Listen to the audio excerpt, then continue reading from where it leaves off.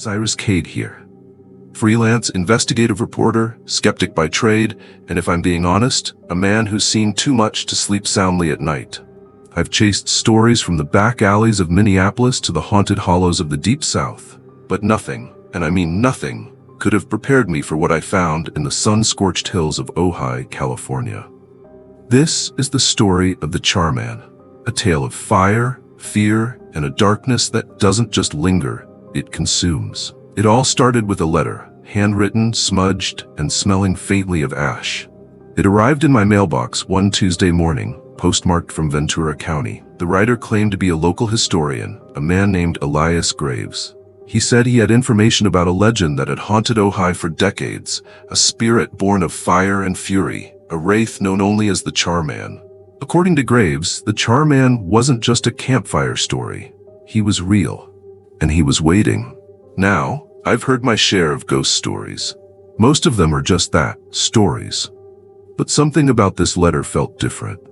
Maybe it was the desperation in the handwriting, or the way the paper seemed to crumble in my hands, as if it had been held too close to a flame. Whatever it was, I couldn't shake the feeling that this was a story worth chasing. So I packed my bags, grabbed my recorder, and headed west. The Ojai Valley is a strange place. Beautiful, sure, with its rolling hills and golden light, but there's something beneath the surface. A tension, a stillness, like the calm before a storm. As I drove into town, I couldn't help but notice the way the locals avoided my gaze. When I mentioned the Char-Man, their faces went pale. One shopkeeper even crossed herself and muttered something in Spanish. It was clear this wasn't just a legend to them. It was a warning. I met Elias Graves at a diner on the edge of town. He was an older man, with a face like cracked leather, and eyes that seemed to see right through you. Over a cup of coffee that neither of us touched, he told me the story of the Char-Man. Back in 1948, a wildfire swept through the Ojai Valley. It was one of the worst in California's history, devouring everything in its path: homes, forests, lives. Among the victims was a man named Arthur Blackwood. Arthur was a caretaker for a wealthy family who owned a large estate in the hills. When the fire broke out, he stayed behind to try and save the property. But the flames were too fast, too hungry. By the time the fire crews arrived, there was nothing left but ash and bone. Or so they thought.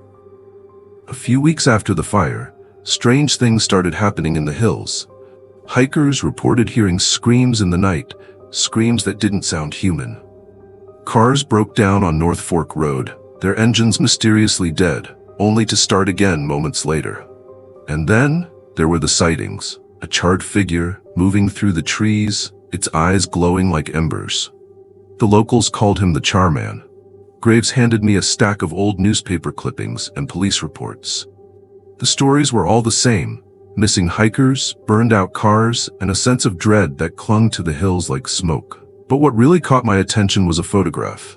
It was grainy, taken in the dead of night, but you could just make out the shape of a man, or what used to be a man. His skin was blackened, his body twisted, and his eyes were 2 points of light, burning like the heart of a fire. I asked Graves if he believed the Char-Man was real. He didn't answer. Instead, he handed me a key and an address. "If you want the truth," he said, "go to the old Blackwood estate, Stormer, but be careful. The Char-Man doesn't like visitors."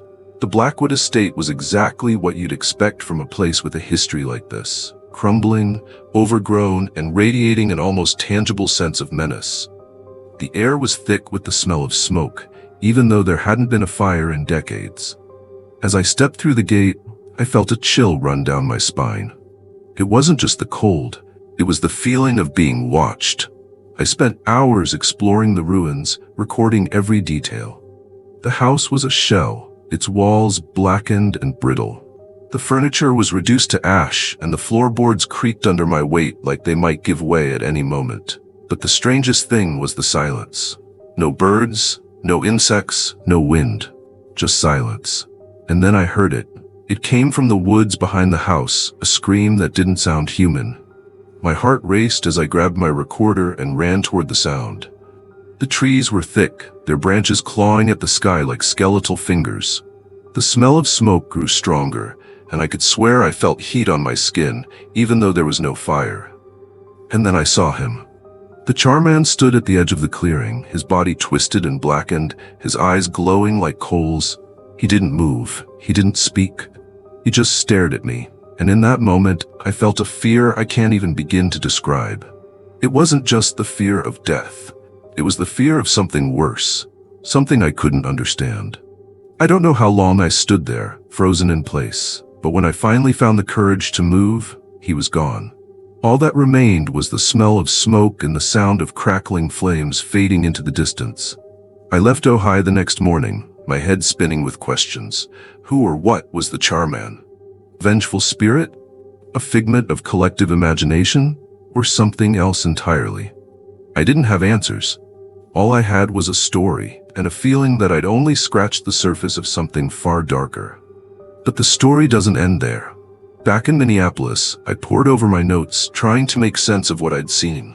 The more I dug, the more I realized that the Char-Man wasn't just a local legend. He was a warning, a symbol of the destructive power of fire and the darkness that lies within us all. And then, one night, I heard it again. The sound of crackling flames coming from outside my window. I froze, my heart pounding in my chest. Slowly, I approached the window, my hand trembling as I pulled back the curtain. And there he was. The Char-Man stood in the alley below, his eyes glowing like embers. He didn't move, he didn't speak. He just stared at me. And in that moment, I realized the truth. The Char-Man wasn't just a spirit. He was a curse that followed anyone who dared to seek him out. And now he was here, in Minneapolis, in my home. I don't know how long I've been running. Days, weeks. Time doesn't matter anymore. All that matters is staying ahead of him. But no matter how far I go, I can't escape the smell of smoke or the sound of crackling flames or the feeling of being watched. And now as I sit here recording this final message, I can hear him outside my door. The Char-Man. The curse. The nightmare. If you're listening to this, don't make the same mistake I did. Don't seek out the Char-Man. Don't chase the story, because once you do, there's no going back. The Char-Man isn't just a legend. He's real, and he's waiting. Thanks for joining us in the shadows tonight. If you enjoyed these chilling tales, don't forget to hit that like button and subscribe for more spine-tingling stories every week. Have you got a story of your own? Share it in the comments below. We love hearing from you. And remember, the darkness holds many secrets. Are you brave enough to uncover them? Until next time, keep your lights on and your doors locked. Sweet nightmares.